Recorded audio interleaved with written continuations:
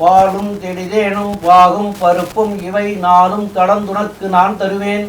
கோலம் செய்துங்க கரிமுகத்து தூமணியே நீ எனக்கு சங்கத்தமிழ் மூன்றும் தா.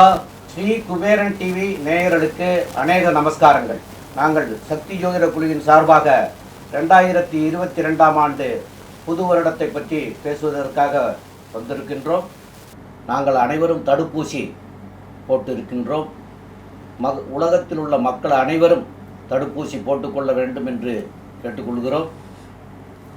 இரண்டாவதாக, நம்முடைய அரசு என்ன சொல்லுகின்றார்களோ அதையும் ஃபாலோ பண்ணி மற்றவர்களுக்கும் தொந்தரவு இல்லாமல் தங்களுக்கும் தொந்தரவு இல்லாமல் அவசியம் தடுப்பூசி போட்டுக்கொள்ள வேண்டியது. நாங்கள் எங்களை பற்றி சக்தி ஜோதிட குழுவின் சார்பாக பேச வந்திருக்கின்றவர்களை அறிமுகப்படுத்துகின்றேன். தென்சிறுவலூர் சம்பத் ஐயங்கார் அவர்கள், டாக்டர் ஹரிஹர சர்மா அவர்கள், வைத்தீஸ்வரன் அவர்கள், அடியேன் சக்தி சோமையாவும் நாங்கள் 4 பேருமாக இந்த புத்தாண்டு பலன்களை பற்றி விளக்கமாகவும் தெளிவாகவும் சொல்ல விரும்புகின்றோம். இதை பற்றி நம்முடைய சம்பத் ஐயங்கார் அவர்கள் சொல்லுவார்கள். யோ நித்யமச்சுதபதாம்புஜயுக்மருக்ம வியாமோகதஸ்ததிதராணி த்ரணாயமேனே அஸ்மத்குரோர்பகவதோசதயேக சிந்தோ ராமானுஜஸ்ய சரணோ சரணம் பிரபத்யே ராமானுஜதாசோஸ்மி. வணக்கம். சக்தி ஜோதிட குழு சார்பில் நம்மளுடைய நேயர்கள் அனைவருக்கும் வணக்கம். இப்போ இந்த 2022 ஜனவரி மாதம் ஆங்கில புத்தாண்டு பிறக்கக்கூடிய நன்னாளில் இந்த காலகட்டங்களில் எப்படி இருக்கும் அப்படின்றத நம்ம இப்போ பார்க்கறதுக்கு வந்திருக்கோம். இந்த 2022 ஜனவரி 1ஆம் தேதி அதிகாலை 12 மணி 1 நிமிடம் அப்படின்றது கன்னியா லக்னத்திலையும் கேட்டை முதல் பாத நட்சத்திரத்திலையும் பிறக்குது, விருச்சிக ராசியில் பிறக்குது. இது ஒரு மிகுந்த நல்ல விஷயமாக கருதப்படுகிறது. இந்த காலகட்டங்களில் பார்த்தீங்களேயானால் இந்த முழு வருடத்திலும் 2 பெரிய கிரகங்களினுடைய மாற்றங்கள் ஏற்படுது. அதாவது குருவும் ராகு கேத்துவும் பெயர்ச்சி ஆறாங்க. குரு ஏப்ரல் மாதம் 14ஆம் தேதி, அதாவது தமிழ் வருடப்பிறப்போ மாற்றத்தை ஏற்படுத்துகிறார். அவர் கும்பத்திலிருந்து மீனத்திற்கு போகிறார். ராகு கேத்து, ராகு மேஷத்திலிருந்து, அதாவது ரிஷபத்திலிருந்து மேஷத்திற்கும், கேத்து விருச்சிகத்திலிருந்து துலாத்திற்கும் 23/3/2022 பெயர்ச்சி ஆகிறார். இந்த பெயர்ச்சிகளையும் வைத்து நம்ம இந்த 12 ராசிகளுக்கும் உண்டான பலன்களை இப்பொழுது ஒரு வல்லுநர்களாக எடுத்து கூறுவார்கள். இப்பொழுது மேஷ ராசி, மற்ற ராசி, மேஷம் முதல் மீனம் வரை உண்டான ராசிகளை பற்றி ஒரு ராசியாக நம்ம இப்போ பார்க்கலாம். பொதுவாக இப்போது இந்த 12 ராசிக்காரர்களுக்கும் உண்டான பொது பலன்களை மட்டும்தான் நாங்கள் இப்போ சொல்கிறோம். இது கோச்சாரத்தை பொறுத்து தான் அமையும். ஒரே ராசியாக இருந்தாலும் பலன்கள் மாறுபடும். ஏனென்றால் அவர்களுடைய தசாநாதன், புத்திநாதன் இவர்களை பொறுத்தே அவர்களுக்கு பலன் வரும். அவர்களுடைய லக்ன பாவம் எப்படி இருக்குது இதெல்லாம் வச்சு தான் பலன்கள் பார்க்கணும். இது பொது பலன். இதற்குண்டான பரிகாரங்கள், என்னென்ன பரிகாரங்கள் எளிய வகையில் செய்யலாம் அப்படின்றதையும் நம்மளுடைய சக்தி ஜோதிட குழு இப்போ மக்களுக்கு சொல்லும். வணக்கம். சக்தி ஜோதிட குழு சார்பில் 2022 ஆங்கில புத்தாண்டு பலன்கள் 2022 எப்படி இருக்கும்? இப்போ மீன ராசியை பற்றி பார்க்கலாம். மீன ராசியில் வரக்கூடிய நட்சத்திரங்கள் பூரட்டாதி, கடைசி பாதமான 4ஆம் பாதம், உத்திரட்டாதி, ரேவதி, 4 பாதங்கள். மொத்தமாக இந்த 9 பாதங்கள் மீன ராசியில் இருக்கு. இந்த 2022ஆம் ஆண்டினுடைய மிகப்பெரிய சிறப்பு அப்படின்னு பார்க்குவேனால், இவ்வளவு நாளாக மீன ராசிக்கு மிகப்பெரிய யோகத்தில் இந்த காலகட்டம் பிறக்குது. என்ன ஒரு பெரிய விஷயம்னா, 11ஆம் இடத்துல லாபஸ்தானத்திலேயே சனி ஆட்சி பெற்று போயிருக்கார். ஸோ எதை தொட்டோம்னாலும் அதுலேருந்து பணம் கொட்டும். 3ஆம் இடத்துல ராகு, எந்த ஒரு முயற்சி எடுத்தாலும் கண்டிப்பாக வெற்றி. இதுக்கு மேலே மனுஷனுக்கு என்ன வேணும்? எதை நீ நினச்சினாலும் அந்த இடத்துல பணம் கொட்டும். எதை நீ தொட்டு நீ போகணும், இந்த முயற்சி பண்ணணும்னாலும் அது வெற்றி. இதற்கு மேலே என்ன வேணும்? இந்த காலகட்டத்தில் இவர்களுக்கு இந்த 2022 ஜனவரி மாதம் 1ஆம் தேதி பிறகுது. ஏப்ரல் 2022 14ஆம் நாள், அதாவது தமிழ் புது வருஷம், அந்த காலகட்டத்தில் குரு பெயர்ச்சியாகி தன்னுடைய ராசிக்கே வரார். அதாவது மீனத்துக்கு வந்து ஆட்சி பெற்று போறார். அவரே 10க்கும் அந்த ராசிக்கும் அதிபதியாக சொந்த ராசியிலேயே ஆதிபத்தியம் பெறார். அடுத்தது ராகு கேத்துவும் பெயர்ச்சியாகி ராகு வந்து 2ஆம் இடமான மேஷத்திற்கும் கேத்து 8ஆம் இடமான துலாத்திற்கும் வரார். இப்போ மீனத்துல குரு இருக்கிறதுனால ராசியிலையும் 10ஆம் இடம் 2த்துக்கும் உண்டான ஆதிபத்தியத்தை அவர் பெறறதுனாலையும், இது கேந்திரத்தில் வர்றதுனாலையும் ஏதாவது ஒரு விஷயம் வந்து அவர்களுக்கு கஷ்டத்தை கொடுக்கும். ஒன்று தொழிலில் கஷ்டத்தை கொடுக்கும், இல்லையா உடல் நிலையில் கஷ்டத்தை கொடுக்கும். இது ரெண்டுத்துல ஏதோ ஒன்று. உடல் நலத்தை கஷ்டத்தை கொடுத்து, ஆனால் அவர்களுக்கு தொழிலில் வருமானத்தை அதிகமாக பெருக்கி அதன் மூலியம் 11ஆம் இடம் ஆதிபத்தியம் பெற்ற சனி இருக்கிறதுனால் லாபத்தை மிகவும் அதிகமாக கொடுக்கக்கூடிய வாய்ப்புகள் மிகவும் அதிகம். ஆனால் உடல் கஷ்டங்கள் வந்து உயிர் போகும் அளவிற்கு வரவே வராது. ஏன்னா 12ஆம் அதிபதி 12க்கு 12ஆம் இடத்துல போனதுனால கண்டிப்பாக உயிர் பயம் இருக்கவே இருக்காது. கவலைப்பட வேண்டாம். சில சச்சரவுகள், சில கஷ்டங்கள் இருக்கக்கூடிய வாய்ப்புகள் உண்டு. இதை தவிர குரு இருக்கும் இடத்தை விட பார்வை பலம் மிகவும் அதிகமாக நம்பப்படுகிறது. பார்வை பலம் மிகவும் ஸ்ட்ராங்காக இருக்கும். அதனால இந்த குருவிற்கு பார்த்தீர்களேயானால் இந்த ராசியில் பிறந்தவர்களுக்கு இந்த 2022 ஏப்ரல் 14 தேதிக்கு பிறகு திருமணம் நடக்காத ஆண் பெண் இருபாலாருக்கும் அவர்களுக்கு திருமணம் அமையக்கூடிய வாய்ப்புகள் உண்டு. திருமணமான தம்பதியினர்களுக்கு, குழந்தை பேறு இல்லாதவர்களுக்கு குரு 5ஆம் இடமான தன்னுடைய தான் எந்த இடத்தில் உச்சம் பெறுகிறானோ, அதாவது கர்க்கடகத்தை பார்ப்பதினால் கண்டிப்பாக அவர்களுக்கு பிள்ளை பேறு உண்டாகக்கூடிய வாய்ப்புகள் மிகவும் அதிகம். இதை தவிர குரு 9ஆம் இடத்தை பார்க்கிறதுனால தன்னுடைய சொந்த ஊர், தான் பிறந்த ஊர், வெளிநாட்டில் இருப்பவர்களேயானால் தான் பிறந்த ஊருக்கு ஒரு தடவாவது போயிட்டு வர வேண்டும் என்று இந்த காலகட்டத்தில் அவர்கள் வந்துட்டு செல்வார்கள். அவர்களுடைய தசாநாதன் புக்திநாதனை வச்சு ஒன்று இங்கேயே தங்குவாங்களா இல்லை திருப்பி போவாங்களான்றது அதை பற்றி அப்புறம் அதில் பார்க்கணும். ஆனால் இந்த காலகட்டங்களில் தன்னுடைய குலதெய்வத்தை போய் பார்த்து வரக்கூடிய கட்டாயங்களும் ஏற்படும். ராகு கேத்துவின் பெயர்ச்சியின் மூலியமாக பார்த்தீர்களே ஆனால் ராகு 2ஆம் இடத்தில் இருப்பதனால் குடும்பத்தில் சில சச்சரவுகள் வரும், வார்த்தைகள் தடித்து போகும், பேச்சுக்கள் அதிகமாகும். முடிந்த அளவில் பேச்சுக்களை கட்டுப்படுத்துவது ரொம்ப நல்லது. அதாவது விட்டு கொடுப்பவர்கள் கெட்டு போவதில்லைன்ற பழமொழி மாதிரி கொஞ்சம் பேச்சுக்களை கட்டுப்படுத்துவதனால் நிச்சயமாக நல்ல பலன் ஏற்படக்கூடிய வாய்ப்புகள் உண்டு. இதை தவிர பார்த்தீர்களேயானால்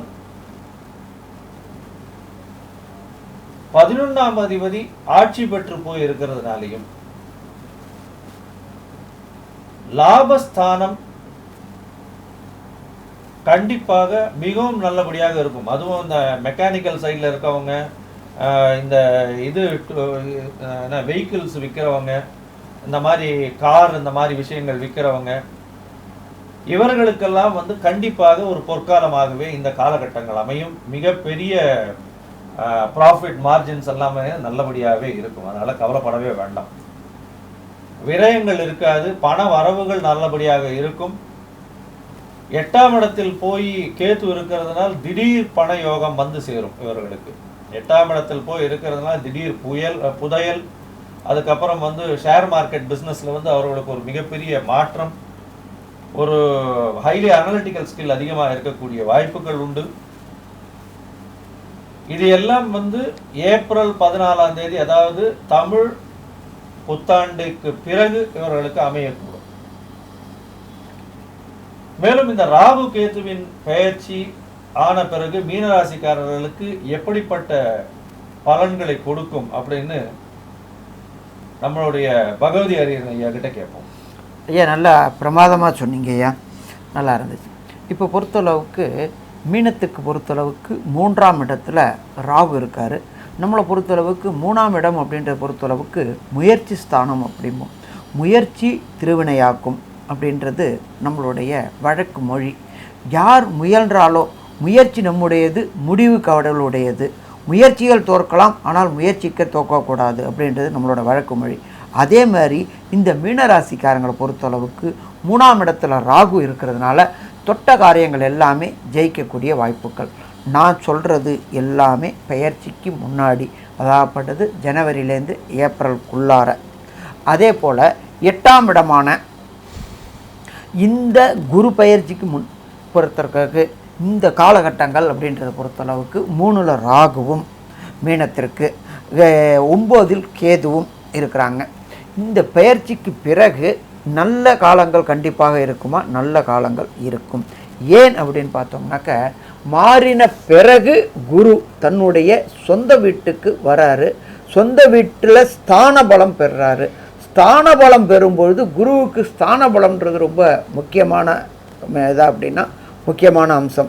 அப்போ ஸ்தான பலம் போடும்பொழுது தான் நல்லா இருப்பாரா? கண்டிப்பாக தான் நல்லா இருப்பார். எப்பொழுதுமே தான் நல்லா இருந்தால் தான் தான் எடுக்கக்கூடிய முயற்சிகள் வெற்றி பெறும். என்ன ஒன்று அப்படின்னாக்க, 11ஆம் இடத்துல இருக்கிற சனி பகவான் தன்னுடைய 3ஆம் பார்வையாக ராசிநாதனை பார்க்கிறார். அப்போ வருமானத்திற்கு ஏற்ற செலவும் செலவுக்கு ஏற்ற வருமானமும் வருமா? வரும். அதுவும் தன்னுடைய சுயமுயற்சியினால் வருமா? சுயமுயற்சினால் வரும். அந்த செலவு என்பது சுப செலவுகளாக இருக்கும். ஏன் அப்படின்னு சொன்னாக்க, 7ஆம் இடத்தை பார்க்குறாரு குரு. அந்த 7ஆம் இடம் அப்படின்றது நட்பு ஸ்தானம், பார்ட்னர் ஸ்தானம் மற்றும் கலஸ்திரஸ்தானம் அப்படின்னு சொல்லக்கூடிய இடம். அந்த இடம் அப்போ ரொம்ப நாளாக திருமணம் தடையும் தாமதமும் ஏற்பட்டுக்கிட்டு இருந்த மீனராசிக்காரங்களுக்கு பொறுத்தளவுக்கு இந்த குரு பெயர்ச்சியானது ஏப்ரல் 14, அதாவது தமிழ் புத்தாண்டு பிறக்கும் பொழுது வெற்றிகரமாக திருமணத்திற்குண்டான காரியங்களை தொடங்கக்கூடிய நாள் அப்படின்னே சொல்லலாம். அதுக்கு அடுத்தது குருவானவர் 5ஆம் இடமான கர்க்கடகத்தை பார்க்குறாரு. 5ஆம் இடம்ன்றது பூர்வ புண்ணிய புத்திர ஸ்தானம். ரொம்ப நாளாக தன்னுடைய குலதெய்வம் கோயிலுக்கு போகணும்னு நினச்சிக்கிட்டு இருந்தவங்களுக்கு அதற்கு தடைகள் ஏற்பட்டுக்கிட்டே இருந்துச்சு. அந்த தடைகள்லாம் விலகி குலதெய்வ வழிபாடுகள் செல்றதுக்கான வாய்ப்புகளை கொடுப்பார். இதே போல் நீண்ட க்ஷேத்திரங்களுக்கு, அதாவது க்ஷேத்திராடனம் போகணும்பாங்க. அந்த காலகட்டங்கள்லாம் காசிக்கு போகணும் அப்படின்னு சொன்னாலே போக்குவரத்தெல்லாம் கிடையாது, நடந்தே போவாங்க. இப்போ எல்லா இதுவும் வசதிகளும் வந்துருச்சு. அப்போ இவங்க நினச்ச இடத்துக்கு க்ஷேத்திரங்களுக்கு போகக்கூடிய வாய்ப்புகளும் இந்த காலகட்டங்களில் கொடுப்பார். இதை தவிர நம்மளை பொறுத்தளவுக்கு குலதெய்வம் எப்போ வீட்டுக்கு வருதோ அப்போ எல்லா குறைகளும் நம்மளை விட்டு போயிடும்ன்றது நம்மளோட ஜோதிட சாஸ்திரமும் நம்மளோட வேதத்தோட இதுவும். அப்போ குலதெய்வம் கோயிலை கண்டு தொழும்பொழுது கண்டிப்பாக விடிவு கிடைக்குமா? விடிவு கிடைக்கும். அதே போல் இந்த மாறின குருவானவர் 9ஆம் பார்வையாக அவருடைய 9ஆம் இடத்தை பார்க்குறாரு. 9ஆம் இடம் அப்படின்றத பொறுத்தளவுக்கு தகப்பன் ஸ்தானம். தகப்பன் ஸ்தானம் வலுப்பெறுமா? வலுப்பெறும். வலுப்பெற்றுட்டு தகப்பனுடைய தொழில் சில நேரங்களில் மகனுக்கு வரத்துக்கான வாய்ப்புகளும் உண்டு.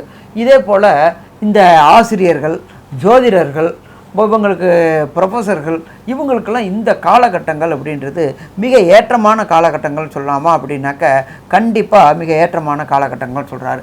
இதுக்கப்புறம் இந்த காலகட்டங்களில் ராகு கேது பெயர்றாரு. ராகுவானவர் 3ஆம் இடத்துலேருந்து 2ஆம் இடத்துக்கு வராரு. அதே போல் கேதுவானவரை பொறுத்தளவுக்கு 8ஆம் இடத்துக்கு வராரு. இது என்னென்ன பலன்களை தரப்போகுது அப்படின்றது நம்ம ஐயா வைத்தீஸ்வரன் ஐயா சொல்லுவாங்க. மீனராசிக்கு இந்த ராகு கேது பெயர்ச்சி ஏப்ரல் மாதத்திலிருந்து பலன்கள் மாறும்.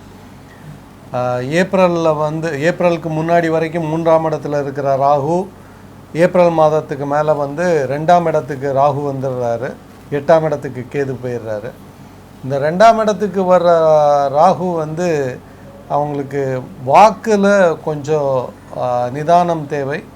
அவங்க எடுக்கிற முடிவுகளில், அதே மாதிரி வார்த்தைகள், ஐயா சம்பத் ஐயா சொன்ன மாதிரி அவங்க வார்த்தைகளில் கவனமாக இருக்கணும். குடும்பத்தில் உபயோகப்படுத்துகிற வார்த்தைகள்லையும் அவங்க ரொம்ப கவனமாக இருக்கணும். இல்லைன்னா அது குடும்பத்தில் பிரச்சனைகளை உருவாக்கும். அதே போல் தசா புத்திகள் சரியில்லைன்னா ராகு 2ல் இருக்கிறதுனால கெட்ட பழக்கங்களுக்கு அடிமையாகிறதுக்கான வாய்ப்புகளும் அவங்களுக்கு வரும். அதனால் இந்த ஏப்ரல் மாதத்துக்கு மேலே அவங்க வந்து கொஞ்சம் கவனமாக இருக்கிறது நல்லது. நட்பு வட்டாரத்தில் பழகிறது இதெல்லாம் கொஞ்சம் கவனமாக இருக்கிறது நல்லா இருக்கும். அதே மாதிரி குரு ஜென்மத்துக்கு வர்றாரு ஏப்ரல் மாதத்துக்கு மேலே பயிற்சியாகி. அப்போது லாபஸ்தானாதிபதி சனியும் வந்து பார்க்குறாரு அவரையே. அதனால இவங்களுக்கு வந்து வர்ற வருமானம் லாபம் வந்து செலவு ஆகிறதுக்கும் லாபம் வந்து சுப விரயங்கள் ஆகிறதுக்கும் வாய்ப்பு இருக்கும்.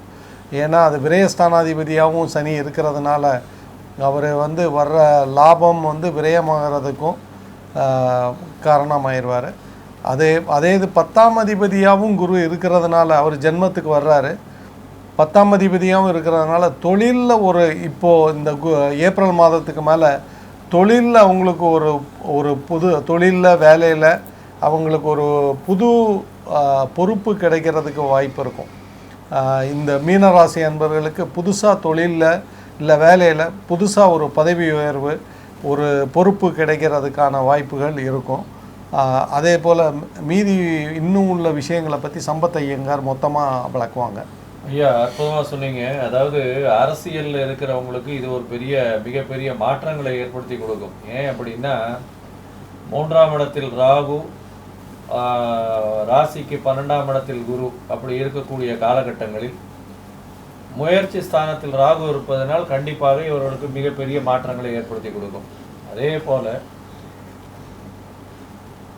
ஏப்ரல் 2022 மேல் 14 ஏப்ரல் 2022 மேல் பார்த்தீர்களேயானால் 8ஆம் இடத்துல வந்து இவங்களுக்கு வந்து கேத்து வரார். இது திடீர் யோகத்தை இவர்களுக்கு கொடுக்கும். திடீர் அரச யோகத்தை இவர்களுக்கு கொடுக்கக்கூடிய வாய்ப்புகள் உண்டு. ஏன்னா கேத்து வந்து அவருக்கும் 3-11 பார்வை உண்டு. அவர் வந்து சிம்மத்தையும் பார்க்கிறார். அதனால வந்து திடீர் யோகத்தை கொடுக்கக்கூடிய வாய்ப்புகள் இந்த மீன ராசி அன்பர்களுக்கு ஒரு பெரிய உயர்வை கொடுக்கக்கூடிய வாய்ப்புகள் ஏப்ரல் 2022 14ஆம் தேதியிலிருந்து வாய்ப்புகள் மிகவும் அதிகமாக இருக்கக்கூடும். குரு பகவானும் வந்து ராசியிலேயே போய் உட்கார்றதுனால ப்ரெஷர் கொஞ்சம் அதிகமாக இருக்கக்கூடிய வாய்ப்புகள் உண்டு. 11ஆம் இடத்தில் சனி இருந்து அவனே 12ஆம் அதிபதியாக இருந்தும்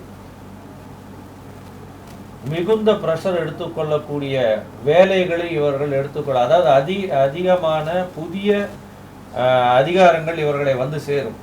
புதிய ஏற்றங்கள் இவர்களை வந்து சேரும். இதில் வந்து ஐயா வைத்தீஸ்வரன் ஐயா சொன்ன மாதிரி ப்ரமோஷன்ஸ் எல்லாம் வந்து சேரும்.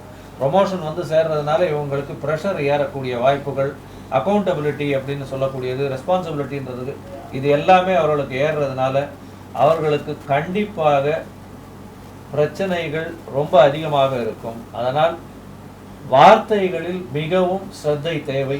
மிகவும் பொறுமையாக எந்த ஒரு விஷயத்தையும் பேச வேண்டும். ஏன்னா ராகு கேது பெயர்ச்சியில் ராகு வந்து 2ஆம் இடத்தில் போய் இருக்கிறதுனால